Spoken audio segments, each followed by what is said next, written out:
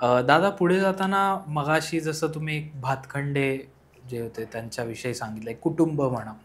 तर अशा प्रकारे अजून मुंबईत कुठलं होतं कुटुंब की मुंबईतलं एक स्वामी कृपांकित असं कुटुंब ज्यांचं आवर्जून मी नाव घेईन हं, ते म्हणजे नाईक करंडे. हं. नाईक करंडे सुद्धा सारस्वत ब्राह्मण, पूर्वीच्या शब्दामध्ये शेणवी.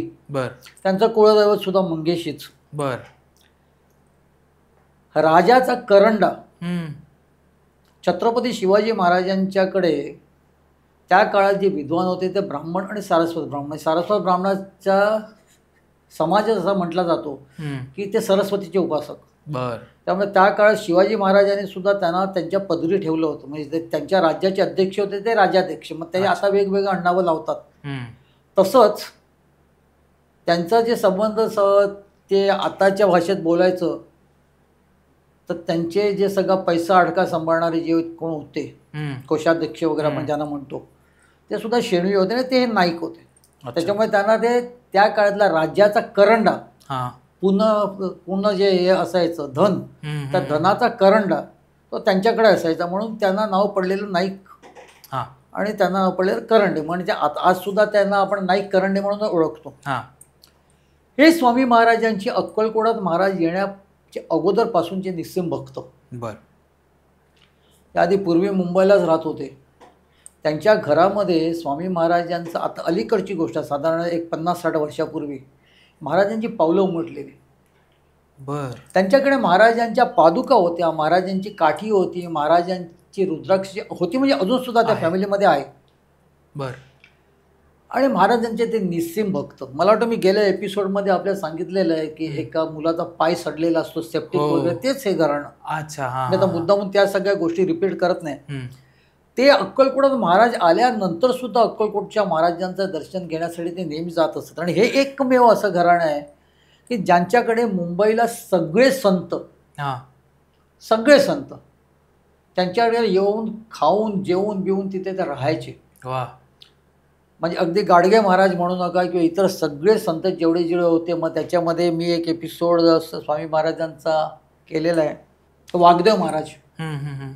त्या वाघदेव महाराजांचं आणि त्यांचं एक गोष्ट सांगतो आणि त्याच्यानंतर एक गंमत सांगतो. महाराजांनी त्यांच्याबद्दल गंमत केली, हसण्यासारखा प्रसंग आहे. पहिलं मी वाघदेव महाराजांचा सांगतो, म्हणजे हा पुढचा प्रसंग आहे, पण तो आधी सांगतो. जसं ते मुंबईच्या एका स्वामींच्या जो होता भक्त होता, त्यांनी सांगितलं, महाराज कधीतरी मुंबईला आमच्या घरी या. हां. महाराजांच्याकडे जे कोण जायचे ना, त्यांना सगळ्यांना असं वाटायचं की महाराज आपल्याकडे कधीतरी यावे. अगदी बरोबर. महाराज अक्कलकोटाची ती 14 रियासील सोडून कुठे बाहेर गेले नाहीत, पण सगळ्यांना वाटायचं की महाराज आपल्याकडे यावे. हे नायकाने सुद्धा त्यांना तसंच सांगितलं, हं. महाराज तुम्ही आमच्याकडे कधीतरी या ना. अरे येतो, घाबरू नको, मी येणार तुझ्याकडे. हां. पण हे महाराजांची जे जवळची लोक जी होती ना, ही खूप महाराजांकडे महाराज स्वतःच्या आजोबांसारखं बघायचे आणि त्यांना महाराज सहन करायचे. म्हणजे महाराजांच्याकडे बोलण्याची त्याची हिंमत व्हायची. तेवढं प्रेम असायचं, तेवढा स्नेहसंबंध वाढलेला असायचा. हा प्रसंग अक्कलकोटचा आहे. म्हणजे त्याच्या आधी त्यांचे वडील वगैरे जे होते त्यांच्या पायाला ते, किंवा तेच असतील बहुतेक, मला आता सांगता येणार. पण ते त्यावेळेला महाराजांना त्याने सांगितलं या मुंबईला वगैरे, तर मी येणार मुंबईला, काय घाबरू नको, जेवायलाच येतो तुझ्याकडे. हां. ते लगेच हट्टाला भेटली, नक्की येणार, हो नक्की येणार. मग मला सांगा कधी येणार, आज उद्या नको, मला सांगा कधी. अरे येतो रे येतो. नाही नाही, मला सांगा तुम्ही कधी येत आहे ते सांगा, मला तारीख सांगा. ते हट्टाला भेटले, असं नाही मी असं ऐकणार नाही येतो म्हणून, तुम्ही मला तारीख सांगा. आणि महाराजांनी त्यांना तारीख सांगून मोकळे झाले. हे लगेच मुंबईला आले आणि त्यांनी तिथे ताबडतोब ती तारीख आणि वेळ पण महाराजांनी सांगितली होती, ती तरी बरोबर नोंद करून ठेवली. महाराजांचे निस्सिम भक्त. त्यानंतर महाराजांचं कितीतरी वेळा त्यांना दर्शन झालं, सगळं काय झालं. एक दिवशी त्यांच्या कानावर आले की महाराजांनी देव ठेवला. बर. म्हणजे आता महाराजांनी आपल्याला फसवलं. बरोबर. मग त्याचं त्यांना मन खाऊ लागलं की कुठेतरी आपण हट्टाला पेटलो म्हणून महाराजांनी आपली समजूत काढली की काय. मग हळूहळू त्यांचं वय होत होतं, ते हांतरुणाला खेळले,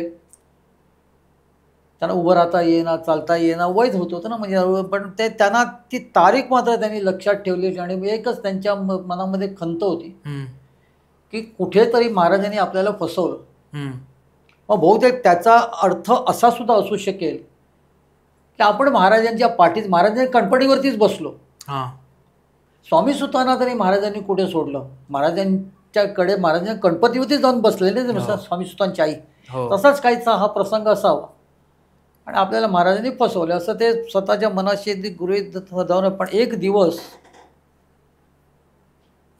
असं काय झालं की ते अंथरुणावरती होते, पण त्या दिवशी त्यांना हुशारी वाटत होती. कारण त्यांच्या आजच्या वंशजांकडून हे सगळ्या गोष्टी ऐकलेल्या आहेत मी. एवढी हुशारी वाटत होती त्यांना, कुठेतरी असा कॉन्फिडन्स येत होता की आज मी अंथरुणावरती निदान बसीन. बर. त्यामुळे त्या पद्धतीनं त्यांनी प्रयत्न केला. ते जरा थोडेसे उठले, त्या अंथरुणावरती बसले, पण एक थोडा वेळ झाल्याच्या नंतर बाहेर आवाज आला. अरे बोलवता तर खरे आणि येतच नाहीत कुठे, मी येऊन आलोय बघ, उघड दार लवकर. आणि तो आवाज महाराजांचा होता. त्यांना समजलं नाही असं काय होतंय. अरे महाराजांचा आवाज, भारदस्त आवाज, आधी पहाडी आवाज. ते विसरूनच गेले की आपण अंथरुणाला खिळलेलो आहे. लगेच ते तिथून अंथरुणातून बाहेर आले, दरवाजा उघडतात, पाहतायत तो काय, तिथे वाघदेव महाराज होते. बापरे. आता हे वाघदेव महाराज सुद्धा पूर्ण गिरगावात या मुंबईच्या विभागातच ते फिरायचे. त्यांचा आणि त्याचा बघायला गेलं स्वामी महाराजांचा काही संबंध नाही, पण एक विभूती होती ती, थोडी विभूती होती. वाघदेव महाराजांबद्दल सगळे डिटेल्स सांगेन मी तुम्हाला. आता ते नको, पण त्या स्वामी महाराजांशी त्यांचा तसं बघायला गेलं लोकांना काही संबंध दिसला नाही कधी तिथे. हा प्रसंग घडल्याच्या नंतर वाघदेव महाराज स्वामी महाराज आहे तसं लोकांचा समज झाला आणि आहे, पण प्रश्न आपल्या माहिती नाही त्याच्याबद्दल, पण काहीतरी असणार संबंध. दरवाजा उघडताच त्यांना समोर वाघदेव महाराज दिसले. वाघदेव महाराजांना गिरगाव सगळेच ओळखत होते. तुम्ही काय म्हणे? अरे मी काय म्हणतो तुम्हाला, ती काय बोलवलेलंच की रे, मला तारीख पण विचारली होतीस ना. त्यांनी लगेच त्यांना आतमध्ये घेतलं, बसवलं आणि फक्त खात्री करण्यासाठी म्हणून जाऊन आतमध्ये जाऊन डायरी उघडून बघितलं तर 30 तारीख आणि 30 वेळ होती. बापरे. अगदी 30 तारीख आणि 30 वेळ होती ज्या वेळेला स्वामी महाराजांनी सांगितलेलं मी येतो म्हणून.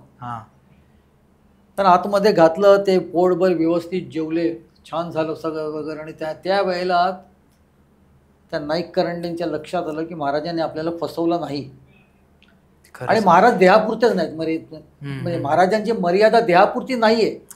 महाराजांनी देह ठेवला बरोबर, पण महाराज आले. बरोबर. आज ज्यांना आपण वाघदेव महाराज समजत होतो त्यांच्या स्वरूपात कुठे वाघदेव महाराजांना कधी आपण बोललो तुम्ही जेवायला या? नाहीच. वाघदेव महाराजांनी आपल्याला ती वेळ दिलीच नव्हती, पण त्याच वेळेला नेमके वाघदेव महाराज कसे काय आले? बरोबर.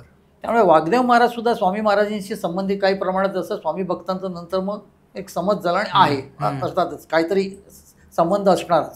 आपणच उगाच विचार करतो ना हे काय स्वामीपर्यंत पोचलेच नाही वगैरे, आणि तेवढीच आपली मर्यादा असावी सुद्धा. खरं. कारण त्याच्यामुळे आपला जो एकनिष्ठपणा जात नाही. अगदी बरोबर. कारण मुळातच आपल्याकडे श्रद्धा केवढी आणि ती किती व्हावी वगैरे त्याच्यासाठी एक वेगळी अवस्था असते जी आपल्याकडे नाही आहे. याच नाईक करंडेंच्या घराण्याच्या बद्दल आणखीन एक मजेशीर गोष्ट आहे ती सांगतो. बर. हे नाईक करंडांचं अख्खं कुटुंब स्वामी महाराजांच्या दर्शनाला जायचं अक्कलकोटला. महाराजांचं दर्शन घेतल्याखेरीज कधी कधी त्यांना महाराजांच्या दर्शनाची वेध लागायचे. मग ते अक्कलकोटला जायचं. रात्रीची गाडी असायची अक्कलकोटची. बरोबर. आता गाडी आपण पकडून अक्कलकोटला जाणार. बरं, मुळात हे नाईक करंडे म्हणजे शेणवी सारस्वत ब्राह्मण गोव्याचं त्यांचं सगळं, त्याच्यामुळे आहारामध्ये रोज मासा तो पाहिजेच. अच्छा. हां. किती जरी ज्या वेळेला देवदेव आपण केलं काही केलं तरी आहार आपल्याला जो जन्मापासून मिळालेला आहे तो आपण घेतच जातो. बर. म्हणून मस्तपैकी एक सुंगटे वगैरे केले होते. आता मी पण शेणवीच असल्यामुळे सांगतो. सुंगटे म्हणजे कोलंबिया, प्रॉन्स. अच्छा. तर ते सुंगट्यांचं ते सगळे जिन्नस वगैरे सगळे केले होते आणि त्याच्यावरती भाताचा ताव मारायचा आणि आता निघायचं. तेवढ्याच घाईघाईमध्ये ती सुंगट्यांचं जे आमटी होती, रस्सा होता तो सुंगट्यांचा म्हणजे कोलंबिया प्रॉन्सचा, तो सांडला. अच्छा. आता धावपळीमध्ये आता आपण जेवायचं काय आणि परत जेवूनच जायचं, तिथे गाडी पकडायची. एवढा तासाचा प्रवास आहे, खायचं काय मध्ये? विचार पडला आता काय भात तर व्यवस्थित आहे पण सुका भात कसा खाणार? मग ह्या शेणवीमध्ये या सरस्वत ब्राह्मणांमध्ये एक जी पाण्याची कढी करतात, त्याला फुटी कढी म्हणतात. आता आपल्यापैकी जे कोण असतील त्यांना माहिती असेल. बर. फुटी कढी म्हणजे पाणी आणि कोकम हा मिक्स कर. मिक्स, त्याच्यातलं जे पूर्ण कोकमाचं जे आतमधलं जे सगळं जे असतं सार, त्याने जे पाणी लाल बुंद होतं, त्या पाण्याला एक चव येते, त्याच्यात मीठ घालायचं आणि पाण्याला फोडणी घालायची. बर. पाणीच. बर.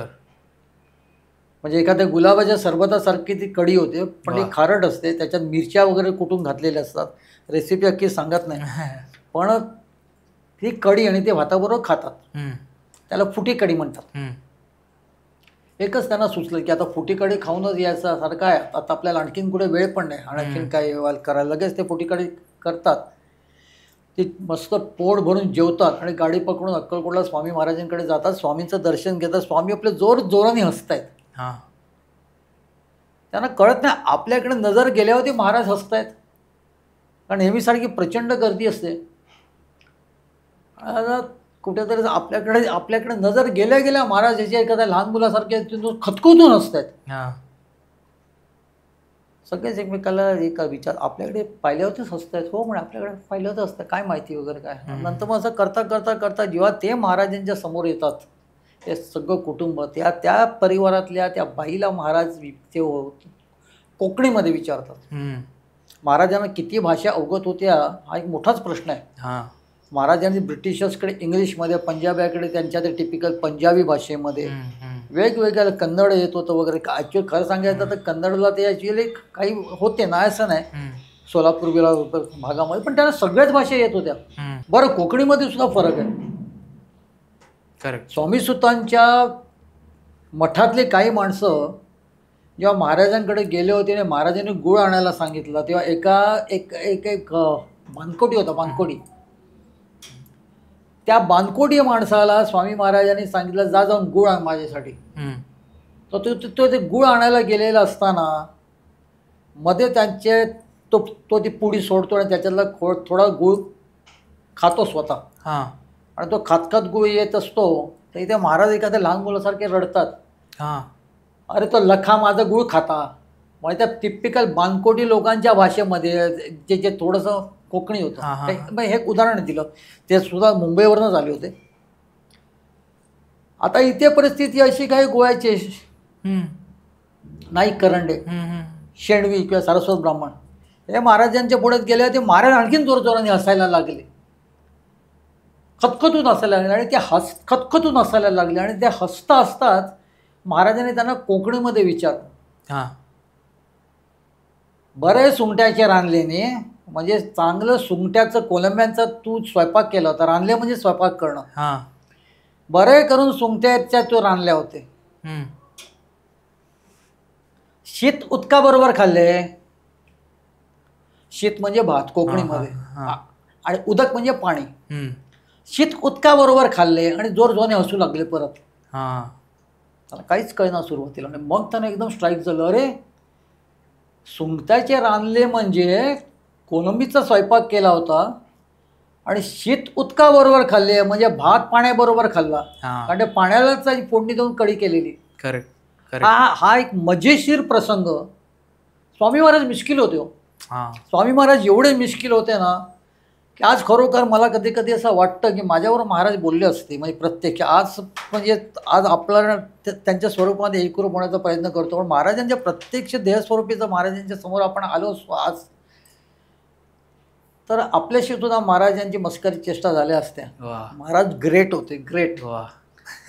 खूप छान होतं. म्हणजे महाराजांच्या एकंदरीत पूर्णताची स्वरूप. ॲक्च्युअली त्यातल्या त्यात काय, खरोखर तुम्ही जर महाराजांना पूर्णतः शरण गेलेले असाल, मला माहिती नाही मी किती शरण गेलोय, पण मला कधी कधी असं वाटतं की जर मी सगळंच काय त्यांच्यावरती सोपवलेलं आहे, महाराज माझे 2-3 वाक्य तरी बोलले असते. नक्कीच, समजलं ना. तसं म्हणजे महाराज आणि महाराज बोलणं म्हणजे काय, नेहमीच ते काय जे पूर्णतः ते वातावरण नसायचं. कधी कधी महाराजांना चेष्टा सुद्धा सुचायची. महाराज मिश्किल होते. हा प्रसंग सांगितला महाराजांचा मिश्किलीचा एक प्रसंग आहे. म्हणजे महाराजांनी त्यांना शेवटी हसत हसत विचारलं, आणि समोर आले खतखतून हसायचे. हे विचारताना सुद्धा महाराज इतके जोरजोराने हसत होते. हा एक नाईक करंडेंचा स्वामी महाराजांचे कृपांकित, म्हणजे अक्कलकोटला येण्याच्या अगोदरपासून महाराजांचे कृपांकित आहे नाईक करंडे, मुंबईचे. आज सुद्धा या नाईक करंडे कुटुंबातली मुलगी हम्म. ही माहीमला शीतलादेवी मंदिराजवळ राहते बर बर. आणि तिने संबंध महाराजांची प्रचंड सेवा केलेली आहे. वा. त्यांच्याकडे महाराजांच्या खेरीज काही नाही. त्यांचं आडनाव रांगणेकर. अच्छा अच्छा आज त्या आहेत तिथे. तिला आम्ही सुबोधताई म्हणतो. अच्छा. या सुबोधताई रांगणेकरांकडे कधी जावं, मला तर माझ्यापेक्षा खूप मोठी आहे ती, पण तिला मी कधी म्हणतात ना की अवजावने न्याय बोलावलं. ती खरोखर माझ्या ताईकडे आल्यासारखं मला वाटतं. आणि किती तिथे आल्यावरती मी कधी पण जेवल्याशिवाय कधी निघालेलं मला आठवत नाही. वा. स्वामी कृपांकित करा. खूप कृपा महाराजांची त्या घराण्यावरती. खूप कृपा. खूप छान.